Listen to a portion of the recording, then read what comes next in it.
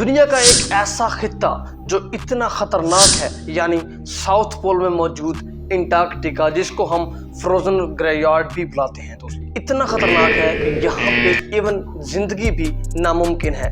किसी भी जानदार की, किसी भी प्लांट की, किसी भी एनिमल या किसी भी ऐसे ऑर्गेनिज्म की जिसको हम सोच सकते हैं कि यहाँ पे वो रह पाएगा दोस्तों।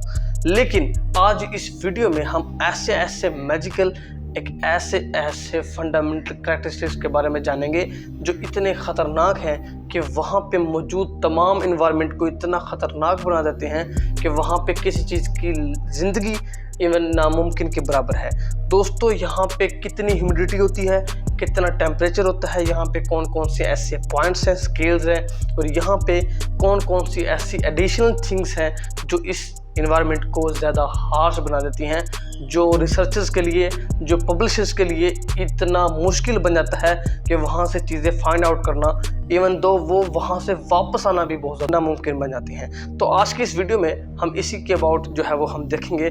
तो वीडियो आगे प्रोसीड करने से पहले दोस्तों आपसे मेरी ये एक छोटी सी गुजारिश है, मेरे चैनल आप सब्सक्राइब कर दीजिए, इसको लाइक कर दें, इसको शेयर कर दें। दोस्तों यहाँ पे टेम्परेचर का ये हाल होता है कि -40 सेंटीग्रेड टू -90 सेंटीग्रेड तक एवरेज यहाँ पे टेम्परेचर काउंट किया गया है अब तक, और यहाँ पे ह्यूमिडिटी 0.03% जो होती है। लेकिन अगर हम बात करें आम इलाका जात की, जो हमारे जो है वो मैदानी इलाका जात हैं, जहाँ पे टेम्परेचर इवन दो के 5 सेंटीग्रेड या 10 सेंटीग्रेड का राउंड अबाउट होता है हमारे इलाके लाहौर में, फैसलाबाद में, या इंडिया में देख लें दिल्ली में, जहाँ पे तो यहाँ पे इतना ही टेम्परेचर होता है और ह्यूमिडिटी यहाँ काउंट होती है 30%। तो इमेजिन यहाँ पे कितनी ज़्यादा अंटार्कटिका में होती है कि इवन दो यहाँ पे रहना भी बड़ा मुश्किल है दोस्तों।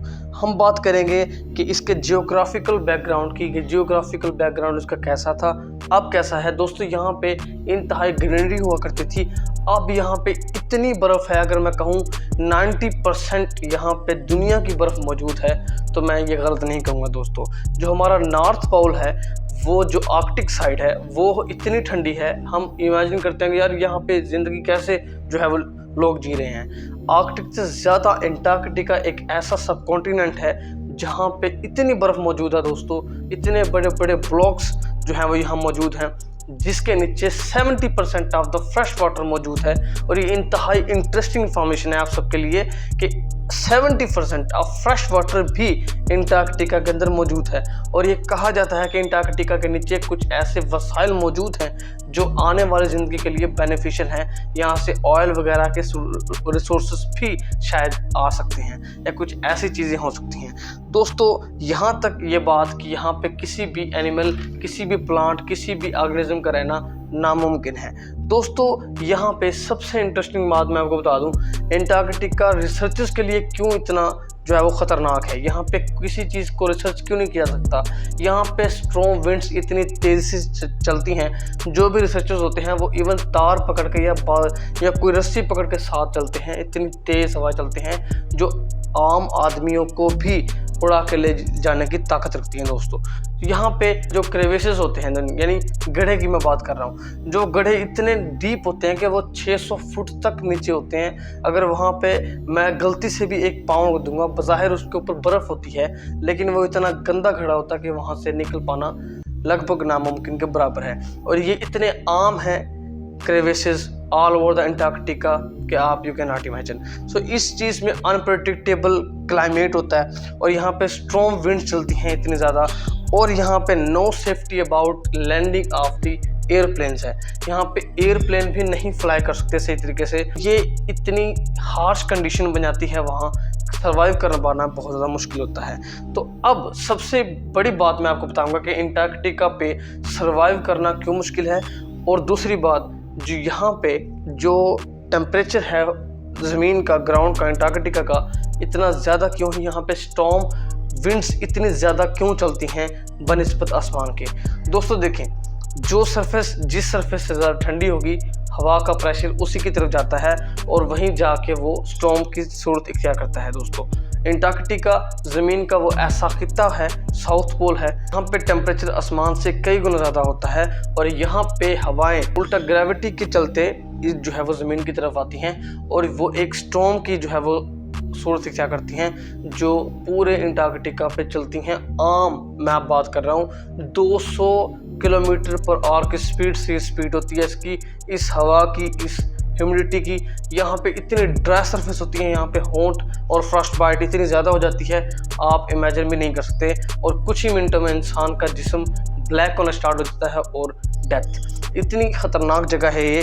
तो यहाँ पे सबसे ज़्यादा, अब एक चीज़ मैं आपको बता दूँ, इंटरेस्टिंग इन्फॉर्मेशन सबके लिए ये है कि यहाँ पे कुछ ऐसे मंथ्स का ड्यूरेशन है, कुछ ऐसे जो है वो फीचर्स मौजूद हैं। अगर हम उन मंथ्स में जाएं, उन महीनों में जाएं, तो शायद हम वहाँ जाके अच्छी टूरिज्म पा सकते हैं। यानी नवंबर से लेके मार्च तक ये एक ऐसा यहाँ पे इन्वायरमेंट मौजूद होता है कि वहाँ पे कुछ ना कुछ ज़िंदगी जीने लायक हो जाती है, क्योंकि वहाँ तमाम टाइम, हर वक्त वहाँ पे सारा का सारा दिन होता है, वहाँ पे रात ही नहीं होती। यहाँ पे जो डे एंड नाइट का साइकिल है वो इस तरीके से कि 6 महीने आपके दिन होता है, 6 महीने आपकी रात होती है। यहाँ पे इतनी पिच डार्क ब्लैक स्नो होती है।